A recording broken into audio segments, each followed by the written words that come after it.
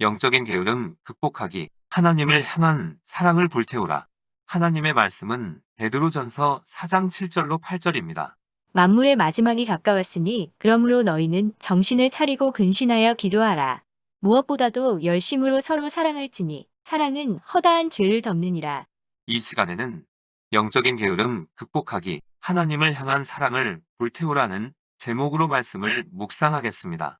우리는 보통 게으름을 무언가를 하지 않으려고 하는 성향이라고 생각하지, 그것이 죄가 된다고는 생각하지 않습니다.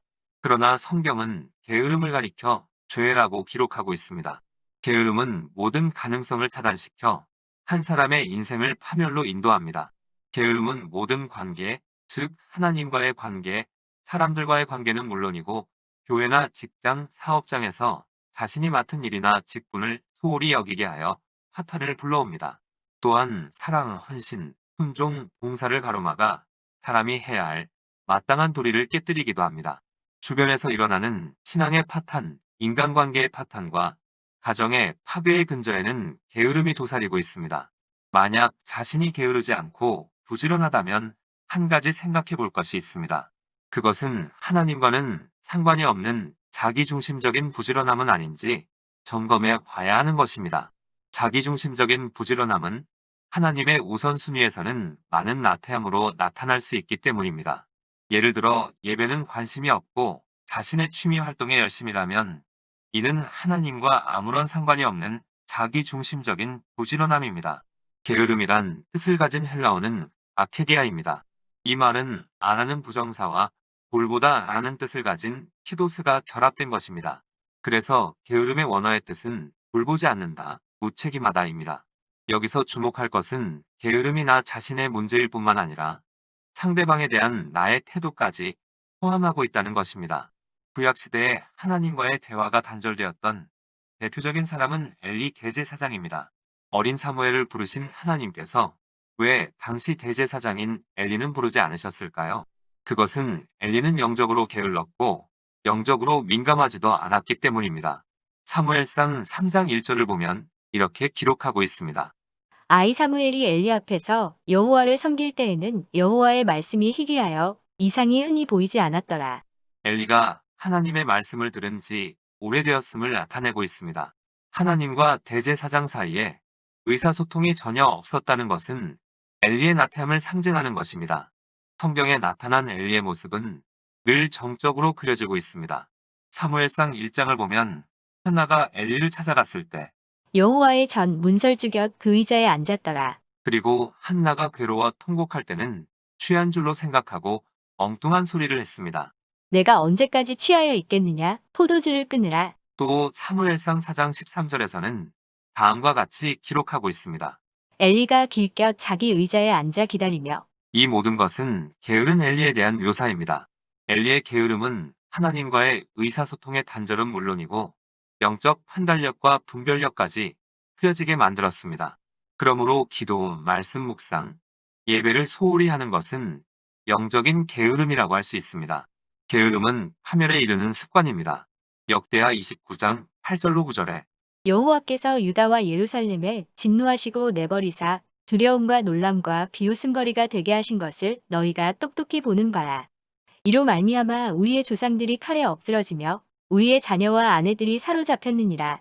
이는 이스라엘 백성이 영적인 게으름의 결과로 하나님과의 관계가 단절되자 이방 민족들에게 놀림과 비웃음의 대상이 되었음을 기록하고 있습니다.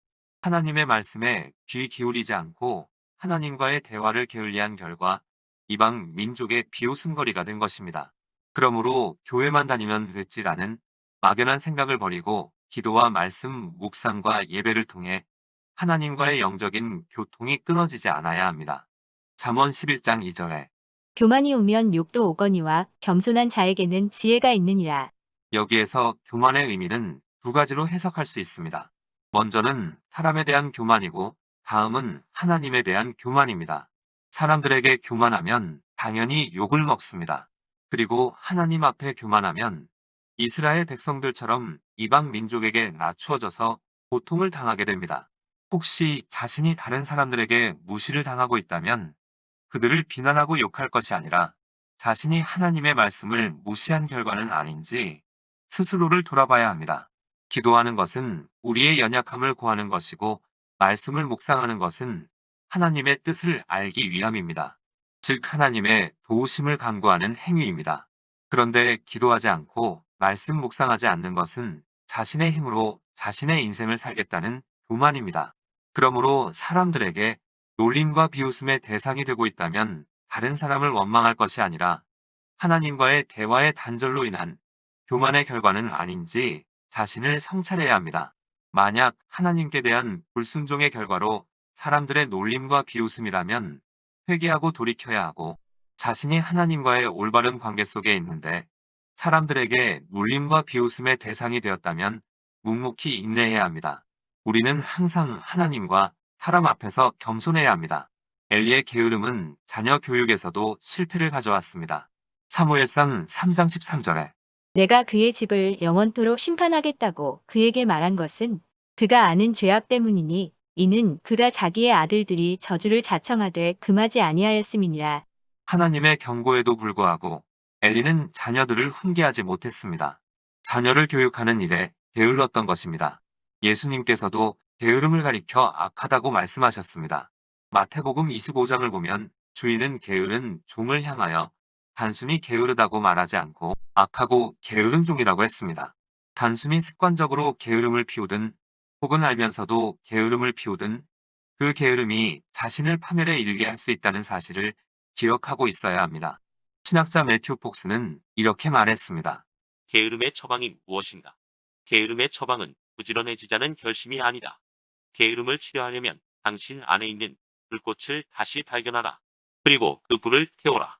즉 하나님을 향한 사랑을 불태우라는 것입니다.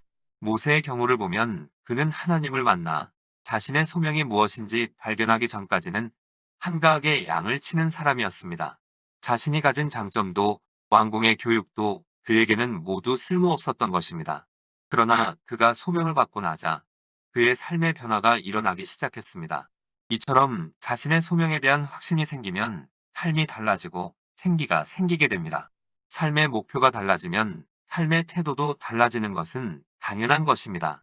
그러므로 하나님께서 자신에게 주신 소명, 즉 하나님께서 나를 통해 이 땅에서 이루고자 하시는 꿈과 비전이 무엇인지를 발견해야 합니다.